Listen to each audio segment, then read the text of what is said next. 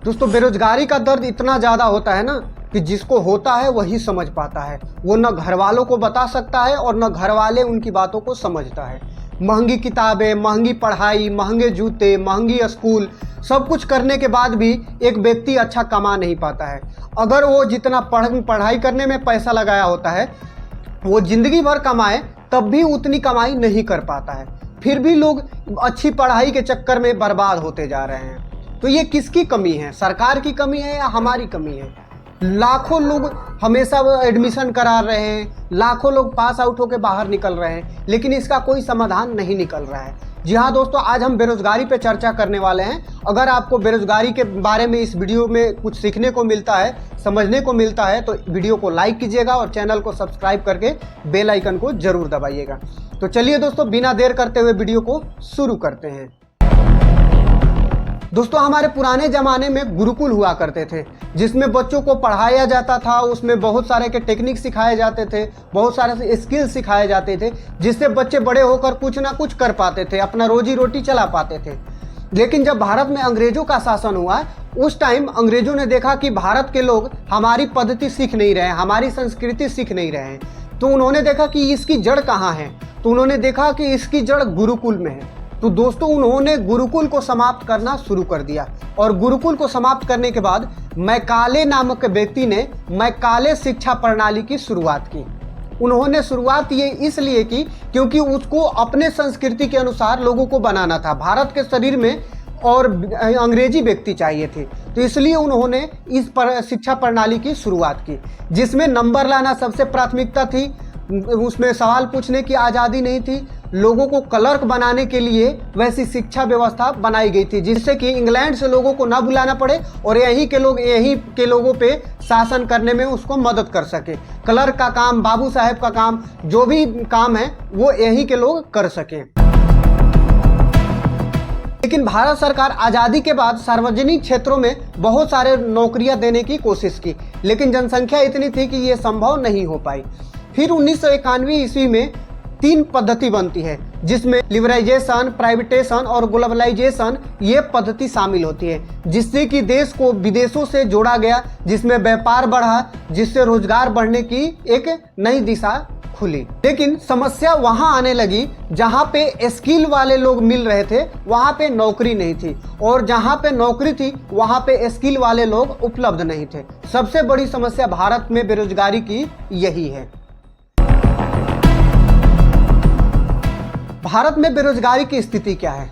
दोस्तों 2024 के रिपोर्ट के अनुसार भारत में 7.5% बेरोजगारी दर है, जो कि एक जनसंख्या वाले देश के अनुसार बहुत ही ज़्यादा है। इतना बेरोजगारी रहने से देश की अर्थव्यवस्था पे बहुत ही ज़्यादा प्रभाव पड़ता है। इसमें सबसे ज़्यादा 18 से 30 वर्ष के युवा बहुत ज़्यादा बेरोजगार हैं और गांवों के लोग बहुत अधिक मात्रा में बेरोजगार हैं। उनके पास दूसरा काम नहीं होता है, खेती करते हैं, पशुपालन करते हैं, उसके अलावा कुछ नहीं करते हैं। तो गांवों में छिपी हुई बेरोजगारी बहुत ज़्यादा है।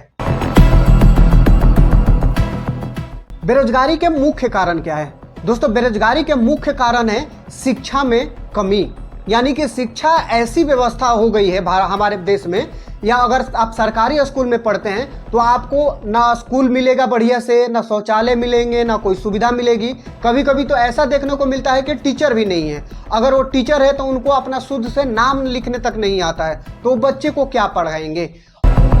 और प्राइवेटेशन में ऐसा हाल है कि प्राइवेटेशन में हर चीज़ मिल रहा है, लेकिन हर साल किताबें बदल रही है और स्कूल में अलग अलग तरह के फीस लग रहे हैं, जिससे स्कूलों में लूट मची पड़ी है। शिक्षा एक बस व्यापार बन के रह गया है। इसमें शिक्षा कोई भी तरह का स्किल सिखाने में सक्षम नहीं हो पा रही है।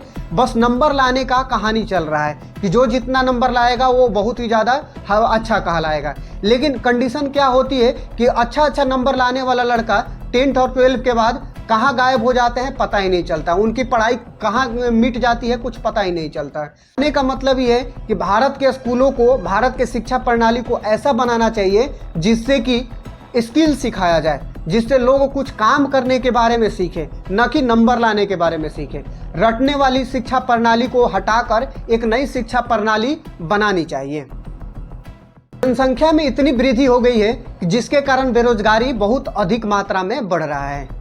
स्किल्ड लोगों की कमी बहुत अधिक है। हमारे देश में बहुत सारे क्षेत्रों में मशीनों से ज़्यादा कार्य कर रहे हैं, इसलिए लोग बेरोजगार हो रहे हैं। सीमित नौकरियां हैं जिसके कारण लोगों को अच्छे नौकरी नहीं मिल पा रही है, और जो लोग नौकरी कर भी रहे हैं निजी क्षेत्रों में, वहाँ पे उनका शोषण इतना ज़्यादा हो रहा है कि वो वहाँ पे अच्छे से अपना जीवन यापन नहीं कर पा रहे हैं।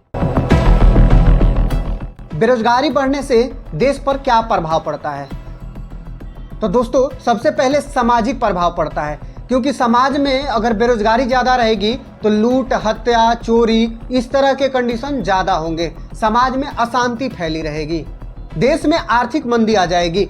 अगर आप किसी आदमी के पास पैसे नहीं रहेगा, देश के लोगों के पास पैसे नहीं रहेगा, तो वो खर्च क्या करेंगे? अगर खर्च नहीं करेंगे तो धीरे धीरे आर्थिक मंदी आनी शुरू हो जाएगी। मानसिक प्रभाव पड़ता है, जिसमें लोग डिप्रेशन में चले जाते हैं, आत्महत्या करने लगते हैं, क्योंकि उनके ऊपर इतना कर्ज हो जाता है पढ़ाई के कारण, और उनके अच्छी नौकरी नहीं मिल पाती है, तो जिसके कारण वो मरना बेहतर समझते हैं। इसी कारण जिसमें राजनेता के प्रति असंतोष हो जाता है, बहुत ज़्यादा विरोध प्रदर्शन होते हैं, देश में अशांति फैल जाती है। बेरोजगारी को कम करने के लिए सबसे पहले वैसी शिक्षा प्रणाली बनानी चाहिए जिसमें लोगों को स्किल सिखाया जाए, न कि नंबर लाना और रटना सिखाया जाए। स्टार्टअप में बढ़ावा देना चाहिए कि लोग अपना रोजगार करें, कुछ ऐसा करें जिससे कि वो दूसरे को लोग दे। नए सेक्टर खोलना चाहिए, नए स्टार्टअप के बारे में लोगों को जागरूक करना चाहिए, जिससे कि लोग अलग अलग सेक्टरों में जैसे कंपनी खोले, यूट्यूब पे काम करें, इंस्टाग्राम पे काम करें, फेसबुक पे काम करें, जिससे लोगों के पास पैसे आएंगे और बेरोजगारी कम होगी।